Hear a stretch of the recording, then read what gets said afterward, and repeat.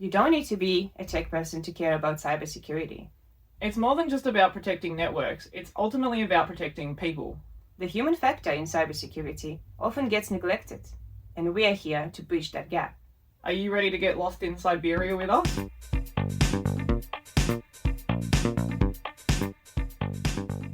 Welcome back to another episode of Lost in Siberia. We're your hosts, Annie May. And Annika? And today we've got a special guest on the show. She's someone who's been around for quite some time now. And I remember going to see one of her talks it was only a couple of years ago, but I remember it was at the Osaka conference in Canberra. And you were talking about it was just after ChatGPT launched, and you were talking about how ChatGPT was now a tool that could be used for doing that background research into organizations and how that could be then used to send out those really targeted phishing emails to various people in an organization. So I'll get Annika to introduce our guest today.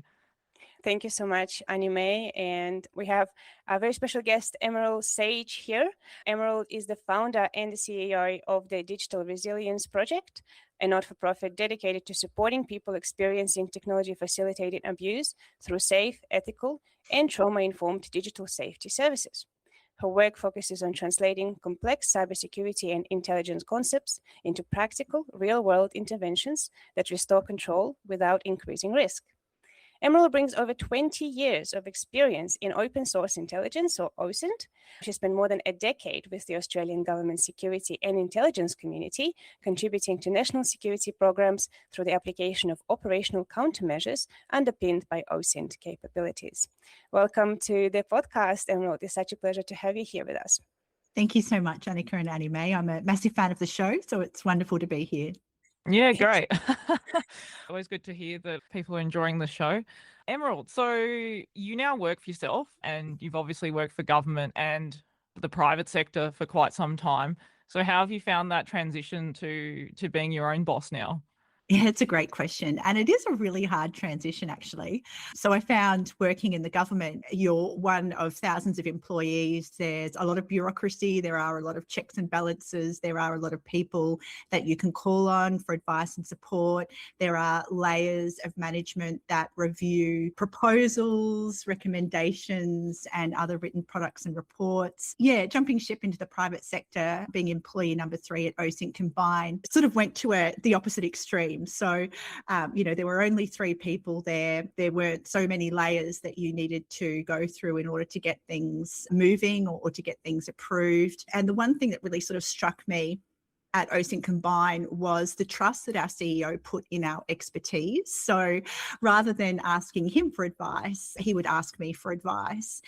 So now being my own boss, it's really sort of acknowledging and accepting that, hey, yep, I am an expert here, and the opinions that I have and the decisions that I make can be good ones. And I sort of need to believe in myself and back myself. That's sort of, I think anyway, been the biggest adjustment. I think a lot of the listeners that we have that are in the cybersecurity sector can probably relate to that quite a lot, especially people coming from different minorities and coming into cybersecurity that doesn't necessarily represent them as much. So I can definitely relate to that. So I'm very excited for what this is going to bring for you as well, the opportunity to back yourself up, and really connected as well with breaking down the complex cybersecurity jargon. And we do this thing here in the podcast for our listeners where we break down this complicated concepts. And in the vein of that, would you like to tell our listeners what open source intelligence, or OSINT, really is in practice, and why is it so important for both national security and private security? Absolutely. I'd love to, Annika. And I love that you guys break down the jargon, right? Like, you're absolutely right. There is so much jargon in the cyber industry. And I like to say to people that I'm not a cyber expert, I'm a cyber adjacent expert. So my real expertise lies in open source intelligence. And thanks for asking the question, because I think there's a lot of misconceptions out there about what open source intelligence actually is. I think that particularly a lot of cyber folk, particularly the folk that are into, programming and coding, would sort of argue that OSINT is sort of publicly available code repositories, and that's sort of the breadth and extent of OSINT. You have other people that would say it's all encompassing and includes any data or information that is publicly accessible. I actually kind of fit into a middle ground, and I sort of believe that open source intelligence is really sort of a process, if you will. So it's about collecting, evaluating, and then analysing publicly available information to answer really important questions, either for your business or for an organisation. I think that the second part of that question around national security, it is super important in national security. And back when I was working for government, one of the real highlights or real value adds of open source intelligence was in helping us evaluate the more sensitive INTs, so the more sensitive streams of human reporting and SIGINT reporting. So if we had some questions around the reliability of sources for those sort of more secret streams of reporting, we'd look at open source intelligence as a means of verifying and corroborating that information. I think, though, these days, one of the things that OSINT's really done is it's really, and you'll come across this in a lot of OSINT literature, it's really democratising intelligence. So it's kind of making the intelligence as a discipline, if you will, readily available to anyone and everyone, because so much of our data is publicly available now. Before I had heard the term OSINT, when I was a journalism student, we were doing activities in class where our professor was showing us different ways how we could gather data online through different methods, like how do you analyze a photograph and determine where it was taken just by using any clues that you could find looking at the image and things like that. It wasn't until when I started working in cybersecurity that I heard about open source intelligence and these different methods that we can use, like social media and stuff, to gather information. I'd realized that I already knew that this was a thing. I just didn't know what it was called. And I think it's so important as a tool for any industry as well, especially for people who might work in the legal area for cases and things like that. It is a very powerful tool. As you obviously have a lot of experience in this area, there is a dark side to it as well. And so, and from your experience, what are some of the everyday things that people share online that might be surprisingly easy for someone to look up information about them and weaponize that against them? Yeah, that's a great question. So I think one of the most common things that we see is location or inadvertent location sharing, which is a real risk when we think about things like online surveillance. So let's say I'm a disgruntled employee, or I'm someone with, an axe to grind, and I want to know where someone lives. One of the most accessible places are online platforms like Facebook, Instagram, TikTok, and people will inadvertently take photos of themselves doing, seemingly benign everyday activities, or they might be posing at a particular location and they might not reference the name of the location. However, there'll be subtle visual cues in the background. So things like, and I was looking at a job and a case just the other day, things like an individual walking down a street saying, I'm just taking a lunch break, going for a bit of a walk, exercise is fantastic to reset the mind. And she's included a street sign in the image that she's captured. So straight away, you've got a rough location of where she might work or spend a lot of time during the day. Another example is the same individual said that she went away on a holiday, and behind her was a beautiful home, and the street number of the home was on the front of the fence. So things like that, we might not think about it when we're posting it online, but people with, we would say, sort of malicious intent are really careful or really good at observing those small details. I think we also talk a lot about it in the podcast, and it's like, as you say, in democratization of data, but also trying to understand what it actually means to be safe online. And I think one of the reasons we started this podcast is because we know that most of the people want to be safe online. They want to do the right thing. They want to follow processes that will keep themselves and their children safe, and so on and so on. But they also want to share. This is a communication platform. This is how we share our news, people graduating, people moving and getting engaged, and so on and so on. So it's quite difficult. And I think sometimes people go into the other extreme of it as well, and trying to completely remove themselves from online platforms. Is that even possible? Can we remove ourselves from the internet after we have posted so much of ourselves? Yeah, that's a great question. So I'd say that the unfortunate answer to that question is no.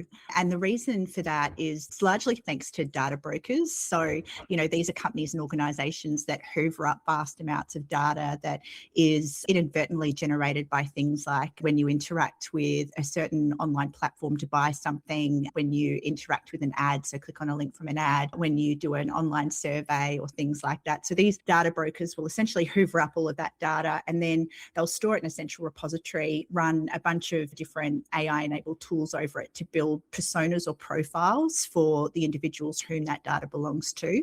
So quite often associated with those data points will be things like this individual is estimated to be this age, they live in this suburb, they like the following brand of sneakers, they even things like, they exercise regularly at the following gym. And when you sort of think about these data brokers and sort of where they're hosting and storing that data, the compromise of that data is just something that is completely outside the user's control, really. But it's not all doom and gloom. I would say that there are things that people can do to better control their online footprint. So whilst you can't guarantee its sort of safety and protection, you can take measures to enhance your privacy and security. So things like take a photo at your graduation, but maybe just pixelate or blur out the name of the university. Take a photo of your favorite restaurant, but maybe pixelate or blur out the menu.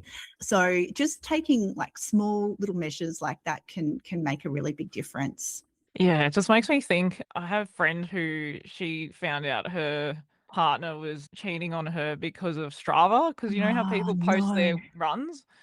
Yes. And yeah, this is a good example of using open source intelligence to find out someone's doing you dodgy.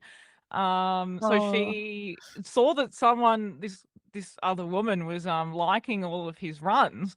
And then from there, because I think she could see the username, and then from the username, she found her Instagram account and then realized that there was some connection there. And then I think asked one of their other mutual friends what had been going on. And then, yeah, she found out that he'd been having another relationship. It's obviously scary, the amount of stuff that we put online that can be traced to other things as well, but also it can be a good way to like find out if your partner's having an affair. Yes, absolutely. Yeah, I'd love to hear you've started this digital resilience project, and what was the inspiration behind it, and who are you aiming to help with this?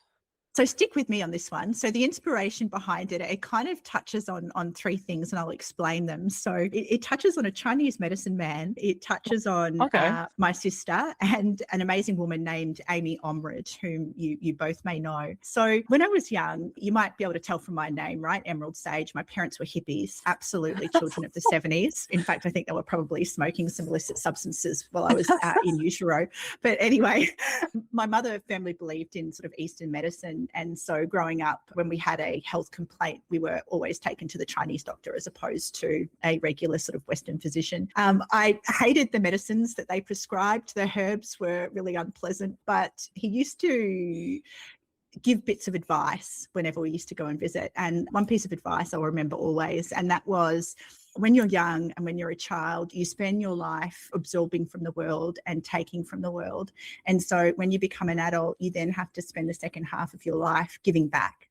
And he sort of said, start thinking about how you're going to give back and what that looks like for you. When I was 19, I had a 13-year-old sister who passed away from a heart condition. And it was sort of something that we knew was coming, and it was something that we could do absolutely nothing about.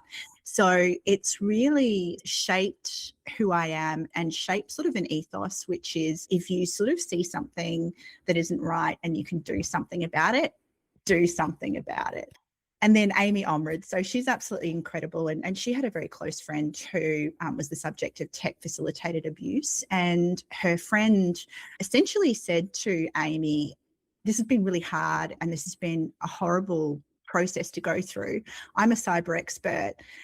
How do women out there do it when they don't have a background or expertise in cybersecurity? So Amy essentially decided to convene a bit of a working group in Adelaide. She got together a bunch of community-based organisations working in domestic and family violence, because unfortunately that's where a lot of tech-facilitated abuse happens. And through that workshop, we sort of co-designed a lot of the ideas behind and the processes behind the Digital Resilience Project. So a really long-winded story, but that's essentially the origin and the genesis. Wanting to give back, identifying an issue that I could do something about, and then jumping on board with Amy Omrid to sort of co-design what this organisation's become. Yeah, This is wow. very inspiring. Yeah. I didn't realize your parents were hippies. I was like, maybe you chose the name for yourself. I love the name. I think it's such a great name. I was like, I'm so thank jealous of you. the name. Well, It's also have to amazing. say with the Chinese doctor, Yes. Chinese herbal medicine man, I don't know what to call it. Like, I guess you could say he gave you some sage advice. He did love it. Amazing. He also loved my name too. So there we go. Anime and I recently found out that we had somebody who came and talked to us about small business cybersecurity. And apparently it's Chinese medicine and acupuncturist businesses that are the most interested and are the best kind of in cybersecurity for small businesses. So there you go. Amazing. Yeah. I love it. I love it. Come It's all full interconnected. circle. Yeah, yes. I think it's such a, first of all, it's a really inspiring story about taking action. And sometimes you think of an idea and you go, why hasn't anyone done it yet? And that's because that's you.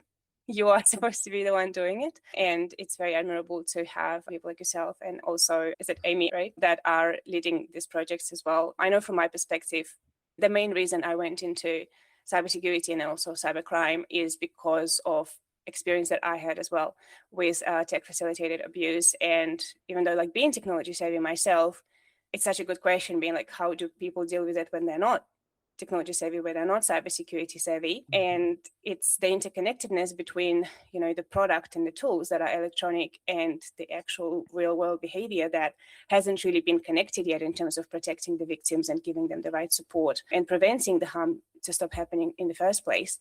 And it's very, very interesting world that perhaps wasn't designed securely to start with for most people in this world. Speaking of that, from your experience, what do you think people misunderstand the most about digital safety and digital resilience? Yeah. Before I answer that question, Annika, I just want to say I'm so sorry that you went through that. It's a really, really horrible experience being subject to tech facilitated abuse. And it's amazing how pervasive and how common it is. In fact, it's tragic how common it is. So yeah, we're really keen to start getting those numbers down and to make sure that, most important of all, I don't think we can eradicate it entirely, but what we really want to do is make sure that no one has to go through it alone, because it can be so isolating. But yeah, moving to your question, biggest misunderstandings when it comes to digital security. So I think when a lot of people ask for security advice, one of the things that they'll quite often hear is, you know, it's about technology, right? Like it's about changing your passwords or updating your passwords, or it's about using security software. But I actually think it's more about the people, right? So we sort of need to think about, it's the people using the technology that are often exploited first and foremost. And this is particularly true around technology facilitated abuse. So what we see is perpetrators sort of exhibiting or demonstrating behaviour that a lot of cyber criminals will demonstrate when they're conducting things like phishing campaigns. So, you know, they'll, if they're not using their true identity, they'll, you know, using a false identity, reach out to someone, they'll try and befriend them. There'll be this accelerated period of, let me get to know you, let us share, let us develop a deep connection. And then there'll be a period of consolidating control in that relationship, and then moving to a space where they have full control over that person, their access to social supports, their access to their online services and accounts. So I think we really need to educate people, not so much around using safer tools and technologies, but around understanding behaviours that are really harmful and that can herald or signal the possibility that, you know, the person that they're engaging with isn't authentic in who they say they are. Annika and I talk about that a lot. It's not the tools themselves that, you know, if we're talking about securing products, because I feel like especially friends who will message me and say, hey, like, is it safe to use Google Drive with our clients or whatever? It's a small business. Yeah. And it's about educating them on, it's not necessarily that the tool is the issue. It's how are you safeguarding the parameters around how you're using it, who has access to what. And again, it's learning what is and isn't safe behavior. So yeah, that kind of leans across to what you've just talked about as well, from that tech facilitated abuse as well. It's a pretty heavy area. So I guess we should probably tell people if they have experienced this type of abuse, that maybe just a warning before we dive into the next question, but in case they need to stop listening. But when we do look at the darker side of this behavior that you were just talking about, so how are these bad actors or people who are doing things like online stalking and online harassment, how are they actually exploiting OSINT tactics to track people in real life? Yeah, so there are lots of different ways, and there are lots of different technological tools and techniques that are used as well. One of the most common ways, particularly if the perpetrator wants to be unknown to the victim and establish a new relationship, the simple methods of looking at photos that the victim survivor is posting online and trying to figure out where they are, and then using knowledge of their location as a means to either access them or intimidate them online. But there are different sort of technologies and tools out there that are being used in, and I don't want to say creative because that has positive connotations, but are being used in scary ways. And what we're seeing, and the Safety Commissioner's website has some fantastic case studies that are really educational around all of this, but smart home technologies are currently being used by a lot of perpetrators, particularly where the victim survivor is able to stay in the home and the perpetrator leaves. The perpetrator will quite often use online accounts that have been associated with smart home technologies that they've set up themselves to continue to monitor and harass victim survivors within their own home. So there's stories of using things like dishwashers, so getting an alert that a dishwasher has been switched on. Yeah, absolutely. Tells the perpetrator that the victim survivor is quite possibly or quite likely at home. Using things like pet feeders or cat feeders. So when the cat feeder goes off, the victim survivor is probably not at home. Using smart doorbells and things like that. So using the video feed from the smart doorbells to tell when someone's coming into or out of the home. Vehicles is a big one. So internet connected vehicles, being able to track where the victim survivor goes. Sometimes even, which routes they're taking to get to where they're going. So yeah, there are a lot of different technologies that are being used. There are a lot of different techniques. Interestingly, AI, let's not go for an episode without mentioning AI. Yeah, a lot of perpetrators using AI, particularly for what's called image-based abuse. So that's where they will create profiles or accounts that pertain to be a victim survivor, but those accounts will present the victim survivor in a very unflattering light. I guess the purpose is to, sort of sabotage their reputation and create issues for them in their friendships, in their relationships and at work. So yeah, lots of different ways. That's why we need a really all-encompassing and sophisticated and varied and really diverse response, if you will. Because we have so many new technologies that are coming in, we are always on the back foot of responding to what do we do in order to protect the users of this technology, who obviously include potentially vulnerable people, potential victims from various walks of life. And the advice and the design is not included when these technologies are being marketed to us, when they're being given to us.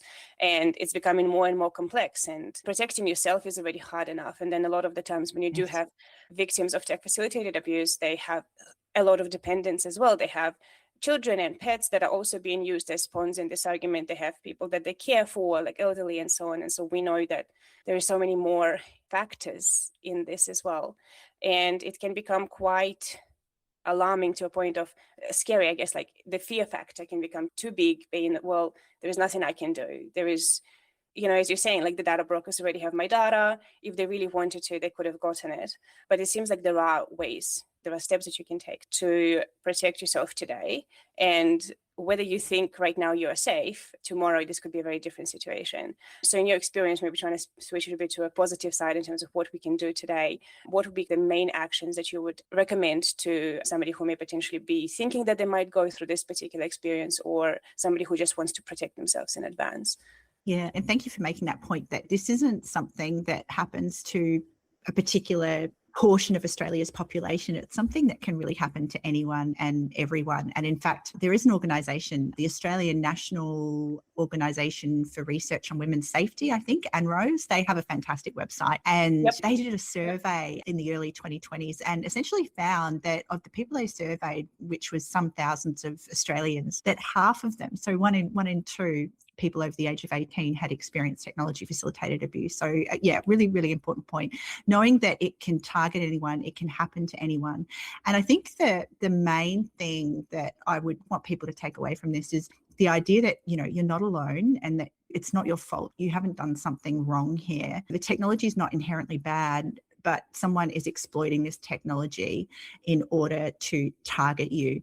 So there are people out there who can help. Reach out to the Digital Resilience Project via our website, where we will usually get back to people within 48 hours. We have cyber experts on hand across a broad range of different fields of cybersecurity. So everything from device forensics to network security to specialists who can conduct sweeps of vehicles, homes, people who can conduct open source intelligence vulnerability assessments. So yeah, reach out. The other thing I would note as well is that there are also a large number of community-based organisations, particularly in domestic and family violence, that have a lot of resources already. So whether that is internal resources through their own experts, or whether that's referrals out to organisations like WESNet or the eSafety Commissioner's Office, they're often a really good first step or first port of call if you're reaching out. You touched on it there, that you've got the cybersecurity experts available. So I guess probably two parts to my question. One, who should be contacting the Digital Resilience Project? And two, what specific areas are you targeting in terms of helping people? I assume it would be kind of that initial kind of contact with someone who's experienced tech-related abuse. But yeah, there are other areas that you're also targeting? Yeah, absolutely. So basically anyone who has worked in the cybersecurity industry, whether that is, 20 plus years, whether that's 2 years, anyone who has graduated from a university and has a cyber related qualification, please reach out. We are providing some education around working in a trauma-informed way or working with people who have experienced trauma. So we'll be providing some resources, mentoring and assistance when it comes to using trauma-informed communications and understanding safeguarding obligations and things like mandatory reporting. If you're interested, if you come from that background, if you have those qualifications, you can reach out to us via our website or the email volunteers with an S at digitalresilienceproject.com. Sorry, it's a bit of a mouthful, but it's a domain we got stuck with, unfortunately. We're looking for diversity as well. So, diverse backgrounds, experiences, opinions are really, really valuable. Because there are so many people that are, as you're saying, even for yourself, you're saying it's cyber adjacent. And I guess cyber is so all encompassing. I mean, criminologists that work in this area and psychologists and legislators, but also people from legal backgrounds, that it's becoming, both academia and private industry, it's becoming such a big topic all over the place. So we'll definitely put the links for everything you said onto the show notes, and we'll definitely link the report as well from Rose, which is a fantastic organization. And there are so many fantastic researchers as well in this space. Definitely. That there is so much work. I really resonate with what you said, that you're not alone in this. It may seem like this, but so many people are trying to do something and help out. It's fantastic. Annika and I have spoken about this in a conference talk as well, about the divergence of what cybersecurity is. There was a study done at the University of Sydney where they looked at how cybersecurity professionals view cybersecurity and what cybersecurity encompasses. And there's a big divergence between what men versus women viewed cybersecurity as, in terms of women viewing things like online safety and harassment and deep fake porn and all that kind of stuff was part of cybersecurity, whereas men tended to not include it as that. So I'm just wondering, if you were trying to convince someone that tech facilitated abuse is part of cybersecurity, what would you say to someone who doesn't think that it is? That's a really great point. And I think what I would say to them is, is having access to your online banking applications a sort of basic function of cybersecurity, or it's having a secure access to your online banking applications, is that cybersecurity? I would say is knowing that when you go home, when you get your smart home assistant to feed you a piece of information, when you put your dishes in the dishwasher, when you log into whatever sort of internet connected applications, you have your streaming services, being able to do that without someone else listening in, is that cybersecurity? Is having a home network that is free from surveillance, malicious presence, is that cybersecurity? So I would imagine that most of them would probably answer yes to most of those questions.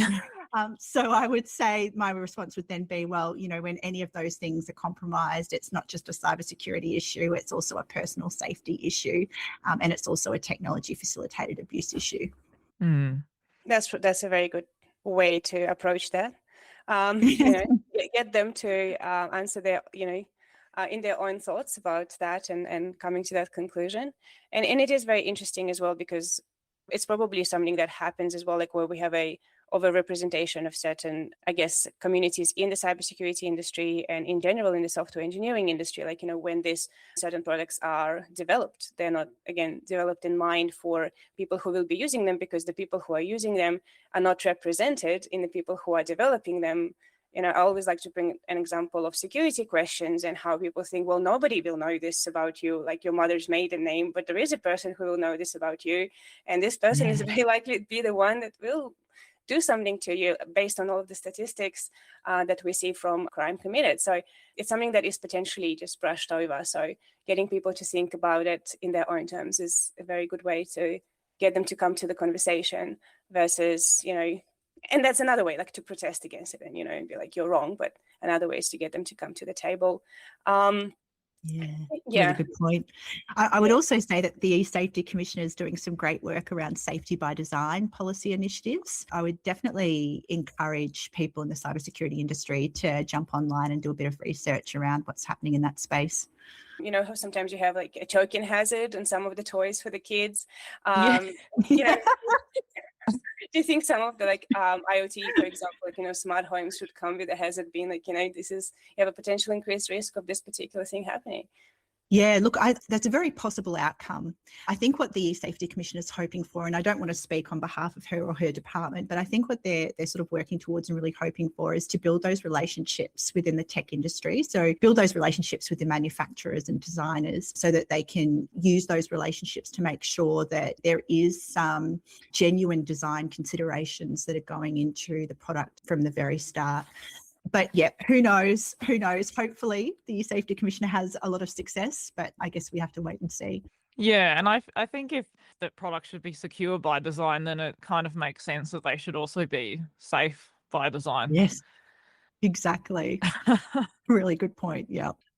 Well, it's been such an absolute pleasure having you on the podcast, Emerald. I'm still so fond of your name. Thank you. And I think your parents did a great job in naming you. Whatever. Yeah, maybe. I'll get my mum to listen to this podcast, and she will love you guys, and she'll subscribe. It's a very unique name. Great. Yes, it is absolutely. We would love to have her as a listener, always. And it was an amazing pleasure having you as well as a guest. And to our listeners, thank you for tuning in to another episode of Lost in Siberia. And we'll catch you next time. Bye. Bye. Bye.